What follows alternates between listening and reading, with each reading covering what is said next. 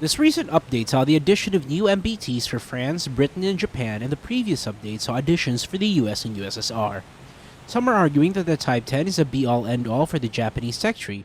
Some argue that China only has a ZTZ-99A left for their tree. As the air tree still has room to expand in BRs, there is a chance that more advanced tanks will be implemented at higher BRs, but only for nations that still have vehicles. Some will inevitably be left in the dust, so today we'll take a look at what each nation's tech tree would look like. Not that I would include Israel, because 1, their tank tree isn't out yet, and 2, this video is already crazy long without it. The United States recently received the M1A1HC with the AN/ALQ6 electro-optical jamming system with the MA29A1 as its top shell, with the M1A2 receiving the MA29A2 shell in its stead. This means that Gaijin is willing to expand shell types for certain nations that can still receive better shells. This leads me to believe that the US will receive a service extension package variant of the Abrams, perhaps in the form of the M1A2C aka SEPv3, or the SEPv2 with Tusk package. Though this is considering that Gaijin could just put these two SEP upgrades as modules, but since they are two separate vehicles that can be added on its own, it would be remiss for Gaijin in its future proofing to not add the SEPv to SCPv3 as a separate vehicle. This lends me to believe that it should be a separate vehicle. The M1A2C could receive the MA29E3 shell, and the SEPv2 can stick with the MA29A2. As for light tanks and IFVs, the M1134 anti-tank guided missile vehicle is possible along with the Striker Dragoon with a 30mm. Essentially a Striker that can fire TOW-2 missiles. I believe that it will be with the M1128 at 9.7. The various LAV variants are also possible, with the LAV-25 being the lowest at 8.3 with only the 25mm M242 Bushmaster of the Bradley.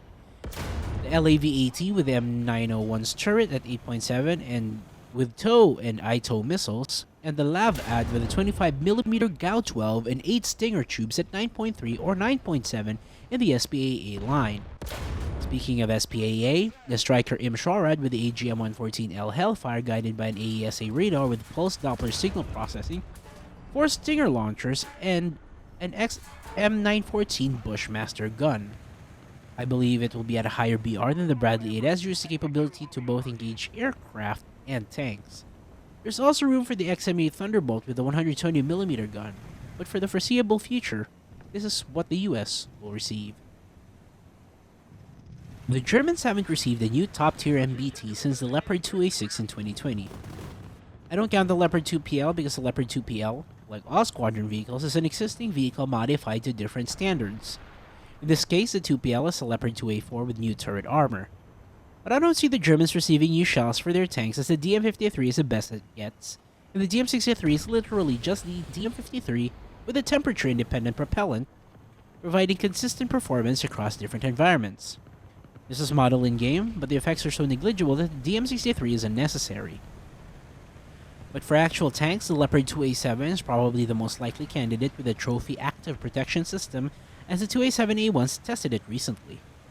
Retaining the gun and ammunition of the 2A6, the 2A7's fundamental difference is the fitting of the Attica 3rd generation thermal sight and the Commander periscope, and Saab Barracuda mobile camouflage system for camouflage against thermal sights, but I guess that feature is a way off. The Leopard 2A7 Plus then improves on this by including extra armor on the side and upper glacis, and replacing the MG3 with an FLW-200 remote-operated weapon station similar to the Crows of the SEP-B2. There's also the French-German venture, the Euro MBT, which can also be added for France. Essentially a Leclerc turret on a Leopard chassis, it's a weird but interesting addition for both nations. For light tanks and IFVs, the Puma is the next step. Whether Gaijin will give its Pike missiles remains to be seen. Does Germany need a Panzerfuß? That I'm not sure. The German tree is stacked as it is, which also is the case with the East German tanks. East Germany is only ever there to fill the gaps in the trees, with the Spähpanzer BMP-1 filling the Baron Tier 5 German lineup and the East German aircraft filling the MT German top-tier aviation. It would be nice to have the T-55 AM2B, but I just don't want that to be a precedent to receive more copy-pastes like the T-72M. As for SPAA, the Flakakad seems to be it. There's the Sky Ranger 35mm on the GTK Boxer with A-head ammo, but as far as I know, the LFK-NG has not been tested on a dedicated mobile platform so far. The Gepard can have a 10.0 variant that mounts 4 Stingers. I guess right now we can just hope that War Thunder sticks around long enough for Germany to find a suitable platform for its Skyguard 30 turret. While the USSR and War Thunder certainly adopted the quantity over quality aspect of tanks, having 4 MBTs a top tier that are exceptionally average, there's still room for higher BR tanks such as the T-90M, which improves on all the shortcomings of the T-90A, perhaps bar the side armor, although the Relic ERA does help. It mounts new armor similar to the additional ERA packages on the T-72B3 and T-80BVM. The gun remains the same 2A46M5 on the T-98, thus using the same ammunition. A recurring theme here is a remotely operated machine gun, such as the case with the T-90M, sporting a remotely operated 12.7mm machine gun. Other than the T-90M, there's a possibility that the T-14 Armada will enter the scene with its crewless turret and the 2A82-1M with a new vacuum APFSD as rounds. But I don't see the Armada and its IFV counterpart this early.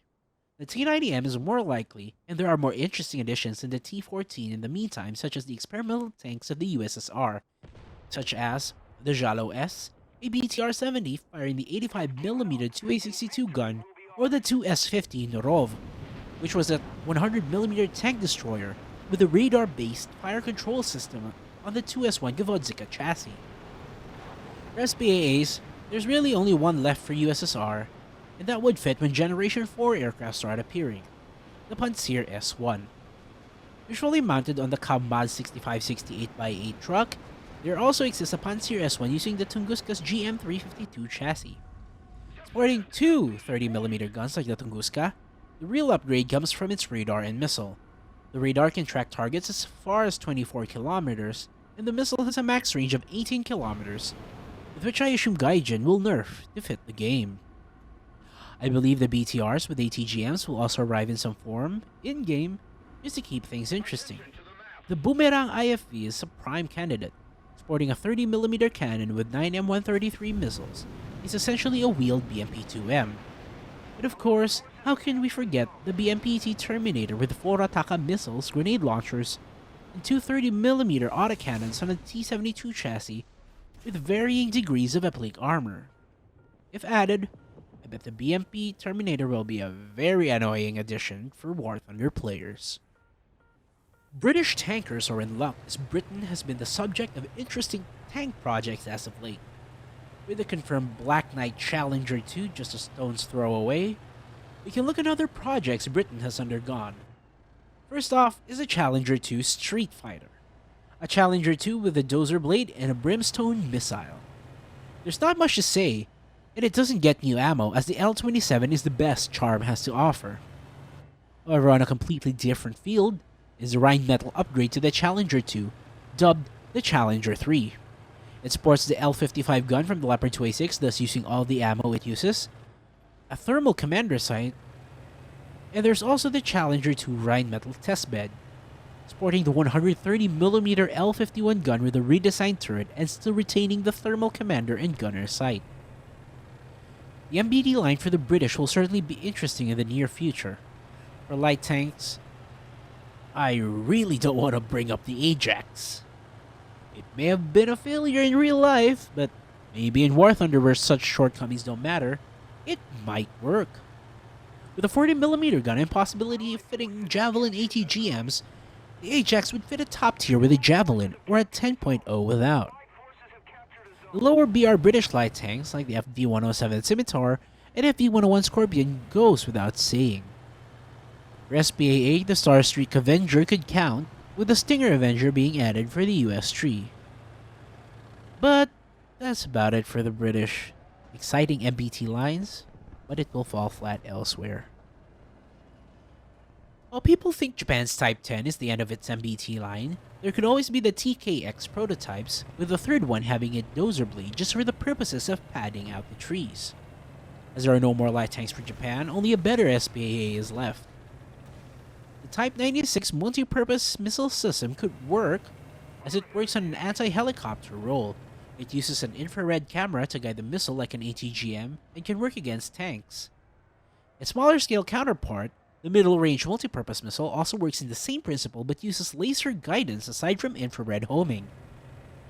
However, the middle-range multi-purpose missile acts more of an ATGM rather than the anti-helicopter missile that Type 96 is.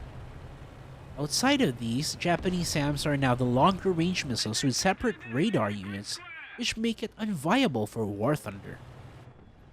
I guess that's about it for Japan, unless we're to scrape the bottom of the barrel with adding the Komatsu LAV with a mounted LMAT missile. The Chinese have a very protracted tank implementation system like its air tree. Lacking a proper SPA until only last year, this is because of difficulties of acquiring data from their Chinese sources. But if these sources were to be ironed out, we could get more mainland Chinese vehicles on top of the Taiwanese vehicles being added. The next step is the ZTZ-99A, which is different from the ZTZ-99-3 by incorporating a new engine, which means a new engine bay and a better turret cheek armor layout. It will still probably use the DTW-125 as its top shell, although it could use the 125-2M as its first shell in lieu of the 125-1. For light tanks, the obvious choice is the ZTQ-15. Sporting a 105mm gun, it uses the 105mm BTA-2 APFS-DS and the DTP-1A HEAT-FS. It uses a bustle autoloader as opposed to the carousel autoloader standard on Chinese tanks. For the IFVs, the ZBL-08 IFV can be added, essentially the ZTL-11's IFV variant with a 30mm gun and some ATGMs. The ZBL-08 specifically uses the HJ-73C ATGM, essentially a tandem-charged SACLOS upgrade made by the Chinese to the Malyutka ATGM. The ZBDO-3 can also be added, the Chinese BMD-4 with the same gun and missiles as the ZBL-08. The ZBDO-4 can also be added with a 100mm gun with a coaxial 30mm gun. The ZBDO-4A upgrade allows this to also include 4 HJ-8 anti-tank missiles. For SPAA, the PGL-12 can be added, which is a faster 35mm than the PGZ-09. There's also the Yitian anti-air vehicle, basically a WZ-551 chassis used on the PTL-02 and WMA-301, with radar and FLIR tracking. It uses the TY-90 missiles, 8 of those. However, the TY-90 is an infrared missile, which makes the radar pretty much just for tracking and slewing the gun onto a target. For lower tiers, there's the PGZ-88, which is a twin 37mm guided by a radar. It entered only limited trials with the PLA. Now for the Taiwanese side of things. There's the CM-12, which is essentially the same as the CM-11 in the tech tree, but instead of a hybrid M60 hull and M48 turret, it's a straight M48 A3 hull and turret with a 105mm M68 gun firing the same shells. There's also the CM-34 IFV equipped with a 30mm Bushmaster. The 105mm variant is still planned, so we'll wait for that to come out. So far, that's about it. The M1A2T is still up in the air, as it is still unclear whether the sale has gone through, or Taiwan is still in talks to gain approval for the purchase. Either way, it's still unlikely and unnecessary, let me reiterate, very unnecessary, for the Chinese tree to get the M1A2T. Italy's run itself out of MBTs to add, with the Ariete PSO being the most modern Ariete so far. But that doesn't mean Italy's out of vehicles to be added. We're still looking out for the Freccia IFV with the Type 87 RCV's 25mm gun and another one with the same 25mm gun with spike missile launchers. For SPAs, there's still the Draco, which is the automatic on the Centauro chassis. Italy can also enter the derp gun with the Centauro 155mm self-propelled howitzer. That's about it for the Italians, as they're really running out of vehicles to add for top tier. While the Leclerc Sacré Avec et Un, is the third Leclerc in the game, there are about 2 more Leclerc I see coming, and that's not counting the Leclerc Leopard Euro MBT project. The first one is the Leclerc Scorpion XLR, essentially a Leclerc that takes a page from the Russian playbook and fits ERA on the side along with cage armor, laser warning system, and once again, following the theme of this video, a remote weapon station. This would be the first Leclerc with a pintle-mounted machine gun. I hope by the time this tank gets added, it is the OFL 120 F2 shell, considering it will be placed at a higher BR than the other Leclercs. The next Leclerc I have in mind is the Leclerc T4 Terminator. A Leclerc with an elongated turret and a 140mm gun, this one-off technology demonstrator keeps receiving gradual upgrades after almost being scrapped in the 2010s. The hull of the Terminator is the Leclerc S1 hull, which misses out on the additional armor the S2 uses. The problem with the 140mm gun is that it uses 2-piece ammunition like the British 120mm guns. For light tanks, France has a lot going for it, starting with the Vextra 105. Keen observers could tell that the Vextra 105 shares a turret with the CV-19-105 TML. The Vextra 105 was a private venture by Nexter for a wheeled reconnaissance vehicle for the export market. As a gun and turret are the same as the CV-19-105 TML, it can use the wide variety of NATO shells, although I assume the French will use the OFL 105 F1 and the OCC 105 F1 used by the AMX-30s for use on the Vextra. Panhard ERC-90 is a 6x6 light tank that comes in 2 forms. The ERC-90 F1 Lynx that could only fire HEAT-FS rounds, and the ERC-90 F4 that can fire APFSDS rounds as well. There was talk of fitting hot ATGMs for one of the regiment of the French Army's fast deployment force, but this variant is yet to be seen. For ATGM carriers, because we just cannot get enough of those, there's the VCAC Mephisto that carries 12 hot missiles with 4 missiles per batch. There's also the VAB Erix and the VAB Milan, which could also be folded with the Mephisto. The VAB also has a 90mm gun variant called the VBC-90. But I won't discuss the French top-tier SPAA, as the Ilmator Yuntauhus 90 is the best there is. The only other candidate is a goddamn top-tier milk truck with a single Mistral launcher. Sweden has one MBT left up its sleeve. The Stridsvagn 122B+.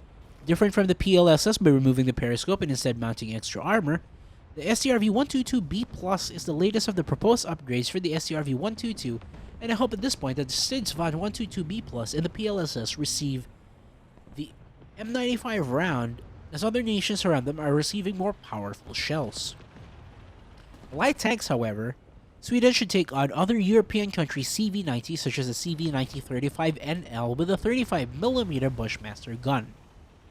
There is a contract out for the CV-90-35NL for a midlife upgrade that adds the Iron Fist APS and Spike LR missile, but once deliveries have not been made yet, and the contract is just as young as about a year, the regular CV-90-35 can work for the meantime. There's also the CV-90-30 Finn, the Finnish CV-90 with a 30mm Bushmaster gun. For SPAA, there's the BV-510 with 4 Iris-T missiles. It can be at the very top tier, as while the Iris-T is a very capable missile, it still exists as an IR homing missiles. And knowing how ground-launched infrared missiles work, it will be fit for top tier against helicopters and aircraft.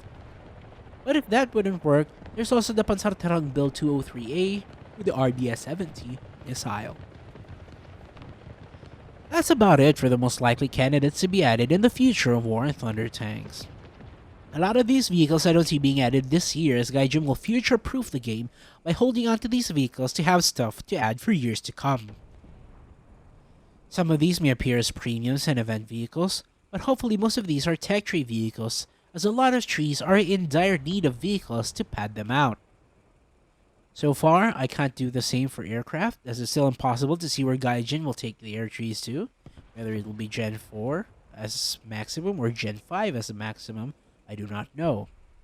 I've yet to see this really ground forces tree, so I can't make the same assessment as other nations in this video. As for what I want to see the most, I want to see the CV9035NL, the 2S15 Norov, and the ZTQ-15. I've been excited for these tanks for a long time, and I do hope War Thunder adds them in some form or fashion. Well, now that this video script is about 3,000 words long, I guess I'll cut it here. Thanks for watching, and as always, this is the Dr. MD. Godspeed and see you in the skies.